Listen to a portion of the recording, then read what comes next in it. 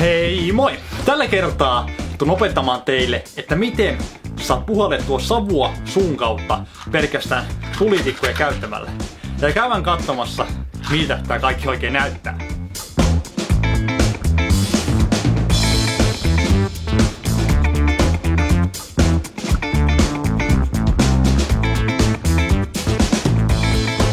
Ja ennen kuin aloitetaan, niin jos olet alle 18, eli alaikäinen, niin käy pyytämässä vanhemmilta tähän lupa.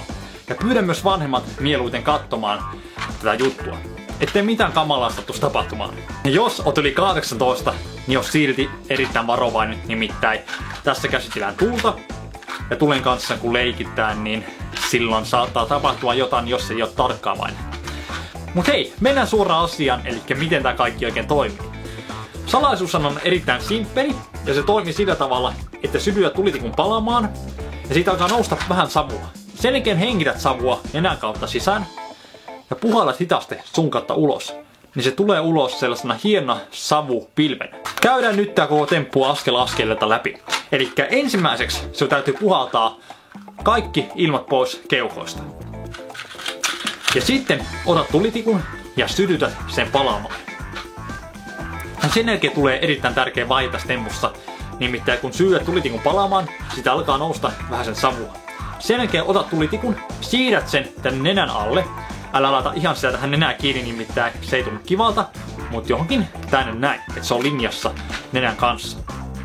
Ja sen jälkeen tulee myös tärkeä vaihe, nimittäin sinun pitää puhaltaa nenän kautta tätä savua sisään. Älä puhalla liian kovaa, nimittäin sen seurauksena saattaa nenäkarvat kärventyä ja sekään ei tunnu oikein kivalta. Rauhallisesti, hitaasti henkität sitä savua nenän kautta sisään.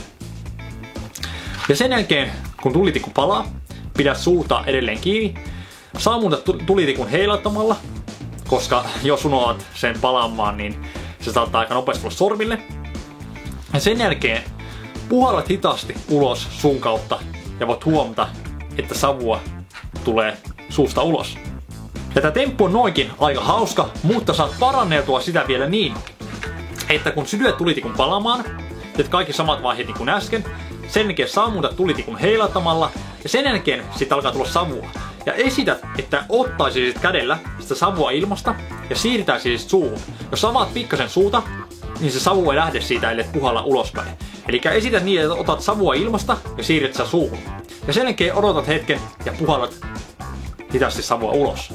Ja tää luo siihen vähän lisää loogisuutta ja tarinamaisuutta. Ja muista myös, että älä harjoittele tätä liian pitkää aikaa kerralla. Nimittäin ihan mikä tahansa savun pitkäaikainen hengittäminen ei ole turvallista. Nimittäin savu syrjäyttää paikan hapelta ja saattaa alkaa pyörryttämään, päätä alkaa särkemään ja saattaa käydä vaikka mitä muuta. Joten muista pitää taukoja, älkää harjoittele tätä liian pitkää kerralla. Mutta eiköhän tää ollut tässä. Jos ja jotain kysymyksiä, niin laittakaa toki tänne alle kommenttikenttään, niin pyrin vastaamaan niihin. Ja käy toki tsekkaamassa edellinen video jostain täältä, klikkaa sieltä, niin pääst sinne. Mutta eikä tässä muuta, nähdään seuraavan videon merkissä. Sois, moikka!